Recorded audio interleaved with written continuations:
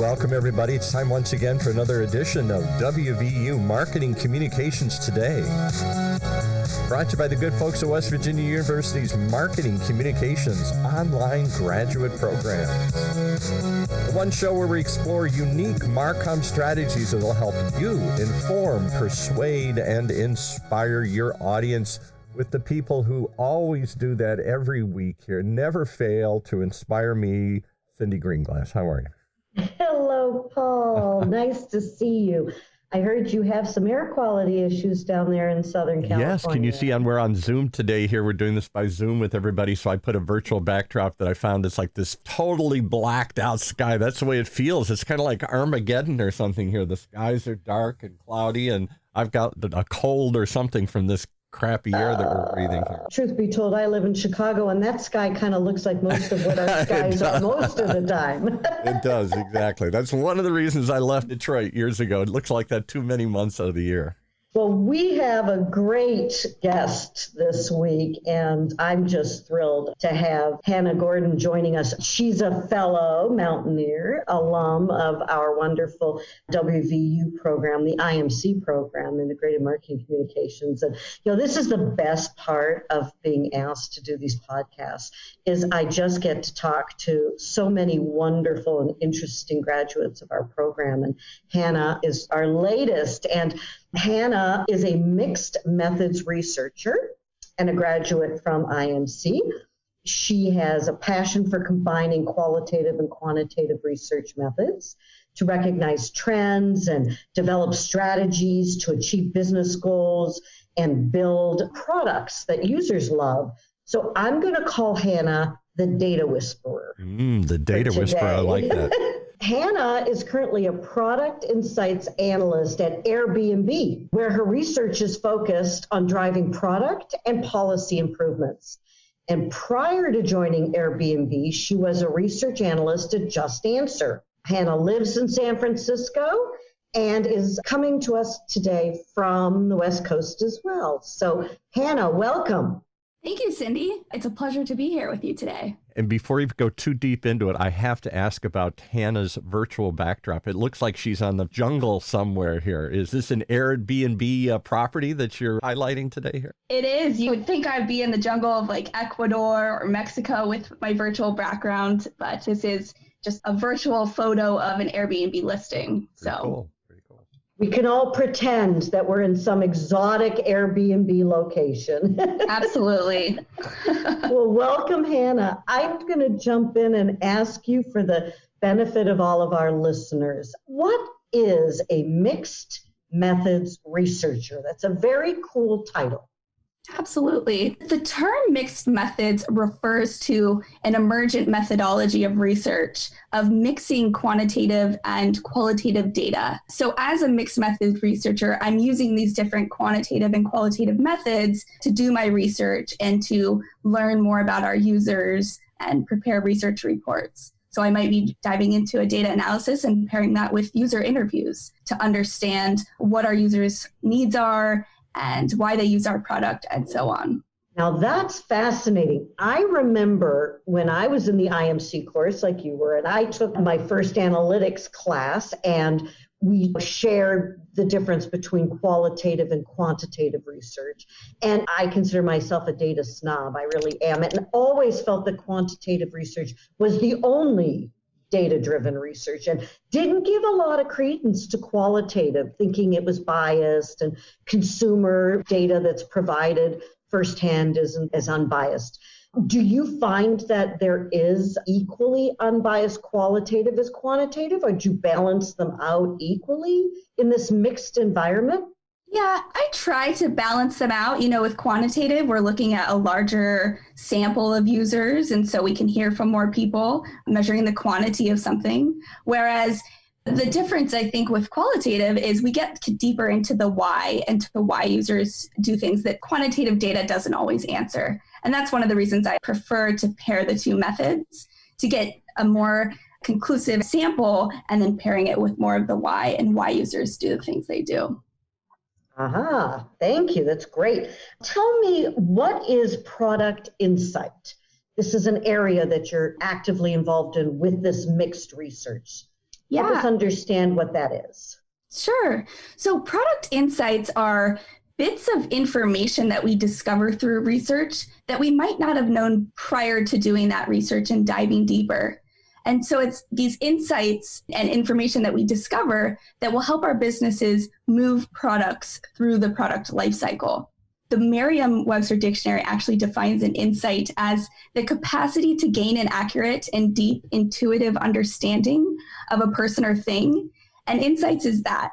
It's the ability to understand people and situations in a very clear way. One thing that this definition reminds me of what insights are not is insights is not data.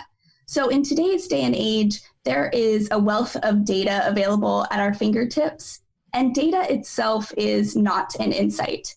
It's more about being able to analyze your data to find the information that stands out, that in turn we can use to make informed decisions about the changes we'll make in our products. And so product insights are a way that we can connect with our users on a deeper, more emotional level. Insights can inspire action by giving you more clear direction on what to do next.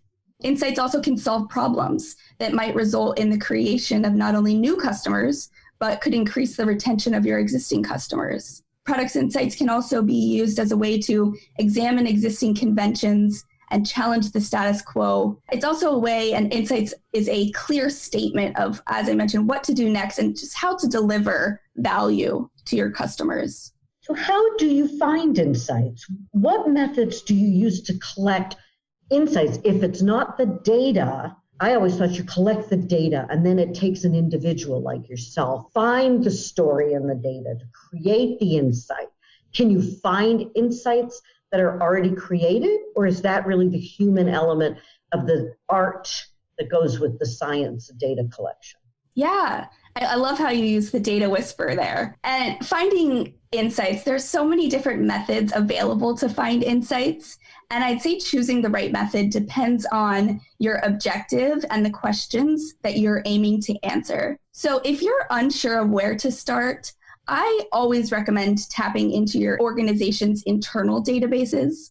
So your company is probably collecting data from users and collecting data based off of your users' behavior and the actions that users are taking while using the product. And by analyzing our internal data, we can understand potential opportunities and the impact of our users' behaviors. So when you say your internal data that you have, would this be in addition to transactional data, like where they've stayed and what I would call transactional data, buyer behavior? Yeah. Does this also include your social media, engagement, information outside of the transaction they have with you? Absolutely. You can track user behavior and how they're going through your website. You can track engagement, like you said. Are they engaging with your newsletters? Are they engaging with emails you're sending, with the social media posts that you're publishing? So there's really no limit on what you can collect. It's just a matter if your company is collecting data or not and what they're collecting. And if they are collecting data, you can analyze. What's great about it is you can analyze historical trends. You can track your key performance indicators over time.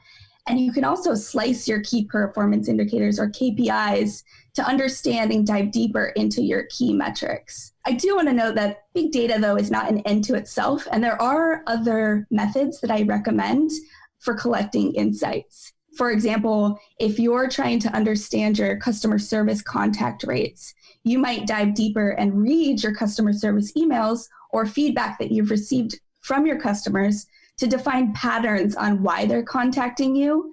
And by doing this, you can understand the behavior that led them to contact and trends about the problems that they're having. And this is one method that I use often. Another is surveys and user interviews. So surveys are best when you're interested in collecting feedback from a larger sample of users and asking specific questions on a topic, whereas user interviews are best if you're wanting to understand the attitudes of users around maybe designs or experiences, and that's what really will get you to the why and what we were talking about. Another method that I've used that you can use to find insights is dog fooding. And so dog fooding, quote unquote, eating your own dog food is the practice of an organization using its own product. So this is a good way to test your products in the real world and can also be used as a quality control. Dog fooding. I learned a new term today. I love it. Oh, that's wonderful. Another thing I want to touch on, there's so many methods, and we could sit here and talk about the methods to find insights all day. But one thing I want to touch on when thinking about finding insights is taking it to the next level. And one way that I do this is through automation and machine learning. So leveraging analytics tools is a very powerful way to up-level your insights game, not only so you can get insights faster, but you can easily share them out with your stakeholders. To share a personal example, in previous roles, and when I first started at Airbnb, I was relying heavily on writing queries in a program called SQL, where I was extracting data from our database, spending many hours analyzing the data to find insights.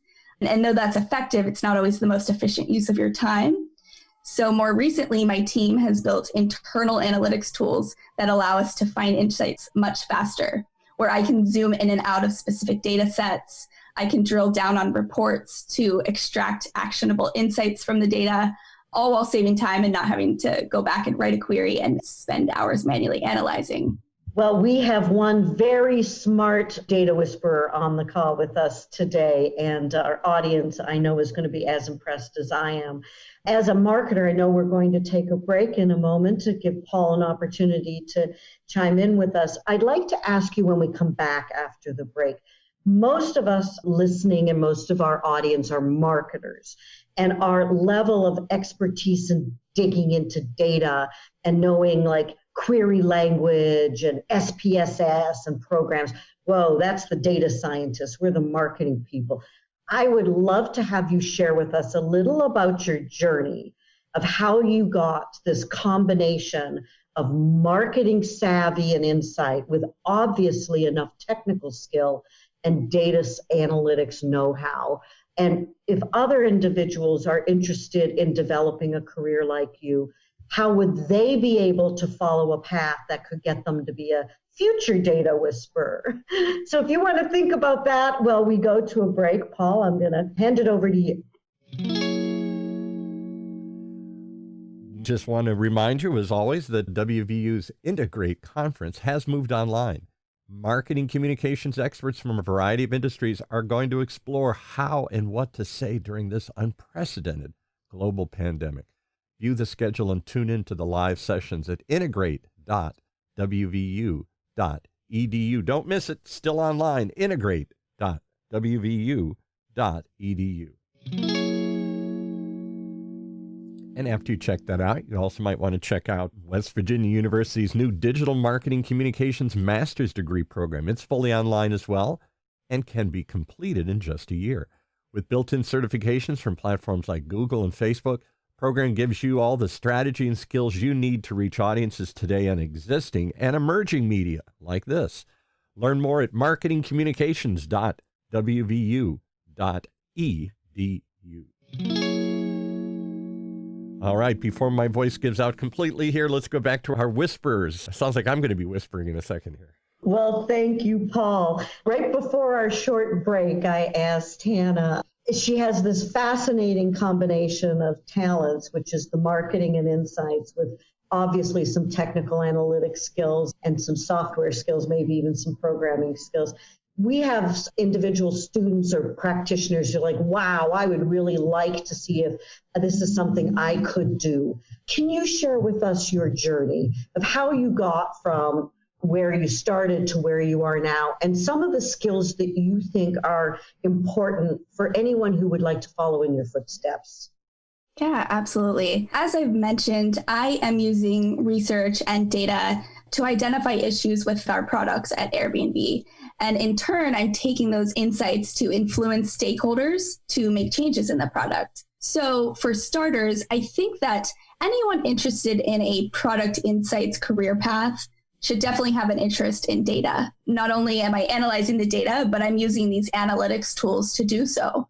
So learning to write queries and using programs like SQL and Excel will benefit you in the long run. SQL experience is going to allow you to get data faster on your own versus having to rely maybe on someone else to help you get the data, as well as with Excel, you'll be using that to analyze data on a day-to-day. And so I recommend being able to be comfortable and familiar using these programs. If you don't have coursework in this, there's plenty of programs out there online. SQL, for example, I had no experience or Excel in getting my first role out of college, and I took courses on like Coursera and watching YouTube videos. I taught myself how to use these programs. So definitely recommend that. I will say prior to joining the IMC program back in 2012, I hadn't completed any courses on data.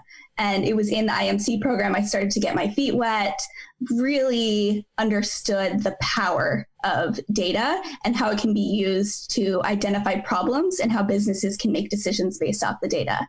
And so when I was in the program, I was in one of my first data roles, and it felt so good to be able to take what I was learning in the classroom and apply it to my day-to-day work. And now 8 years later, I'm obsessed with data. I guess you'd say I'm a data whisperer, a very analytical driven mindset, and I use data in my day-to-day to get things done. Now, in addition to an interest in data, I also think leadership and collaboration skills are a must if you're interested in a product insights career path. And during my undergrad at WVU, I minored in leadership studies.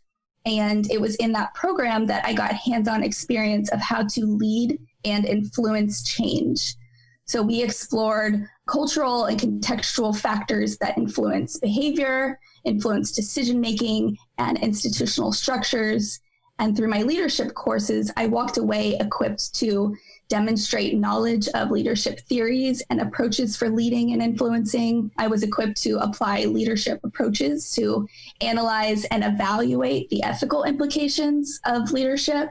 And I also walked away with skills essential to the collaboration process. And I think collaboration skills are essential because somebody that's in a product insights role is likely going to be working closely with other functions in the business. And so you need to know how to be collaborative and know how to work well with other types of people, such as engineers or product managers, as well as people from different cultures. One more thing I recommend, and it's kind of a given, but it's just really never stop learning.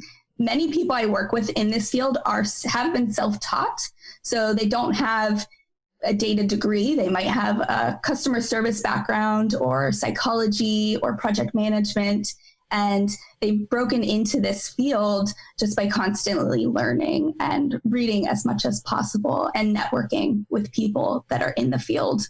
Never stop learning. And it sounds like never stop asking why, since insights you shared at the beginning all starts with wondering why something happened. Absolutely. That's a great point. I'm constantly asking questions and asking why to better understand the data, and it never hurts to ask why, Cyndi. So when you were young, you were one of those kids at school that always asked the teacher, why? Why is the sky blue? Why? Oh, yeah, you bet. You bet. That's awesome.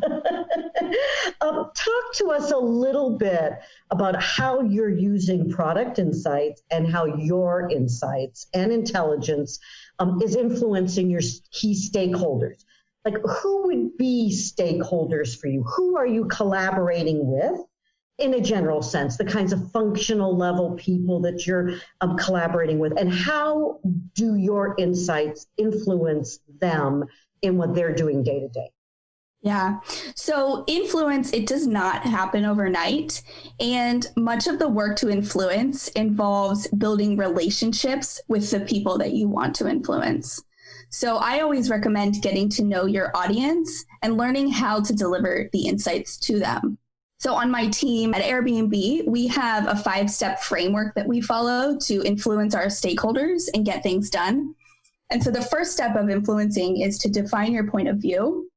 And you need to be very clear on what it is that you're trying to influence and having a deep understanding of that problem space. Now, I do this by prioritizing my findings and recommendations that are going to have the most impact. In my research, I'm uncovering a lot of interesting insights, and it's important for me to focus on the most important insights or those big bets that are going to have the highest impact on the problems that my team is trying to solve. The next step is really understanding my audience. So in order for me to influence, I need to understand the needs and the priorities and the communication styles of those that I'm trying to influence. So I need to align my message around what my stakeholders care about. I need to build a mutual understanding around my responsibilities and actively participate with the members of the teams I'm wanting to influence. And I do this by conducting stakeholder interviews, getting to know my stakeholders on a deeper level. We also meet regularly, so I'm meeting one-to-one with my stakeholders on a weekly basis. The next step there is demonstrating my expertise. So over time, you're likely going to build a strong body of work that can be easily accessible to stakeholders. And so you want your work to be consistent so that your stakeholders can rely on that information. So by supporting your knowledge with stories, combining quantitative and qualitative data is going to be key there. Also collaborating with other functions to triangulate your insights and making those recommendations just harder to ignore. The next step is building a coalition. So bringing your stakeholders along your journey with you, rather than doing your study and presenting the insights, bring them into your interviews, have them read data with you, read customer service tickets. And then the last step is really getting that final public commitment and working with your stakeholders to hold them accountable for making those product changes based off of your recommendations. And one thing you asked me was about who I might be influencing. The people I'm influencing most are product managers and engineers. That could vary. You might be influencing marketers or designers.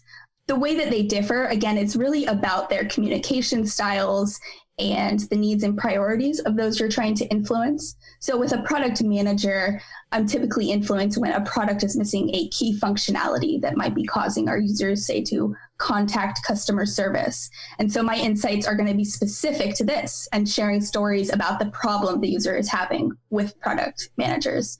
Whereas engineers, they might be more interested in technical bugs. So in this case, I would want to share my stories and data about how a bug is negatively impacting the customer experience and the impact there. So again, it's really key to understand the needs and the communication styles of those people that you're trying to influence. Well, Hannah, we have had a fascinating, very quick half an hour together. It is thrilling to have you as part of our podcast and to meet another mountaineer. We learned about dog fooding. We learned about collaboration and leadership skills that allow our data whisperer to be so effective. Thank you for joining us today. We wish you a safe time ahead. And Paul, we hope you get your voice back and the air clears. You've been listening to WVU Marketing Communications Today, brought to you live from West Virginia University, a weekly program that sits at the intersection of data-driven decision-making and marketing practice, only on the Funnel Radio Network, for at-work listeners like you.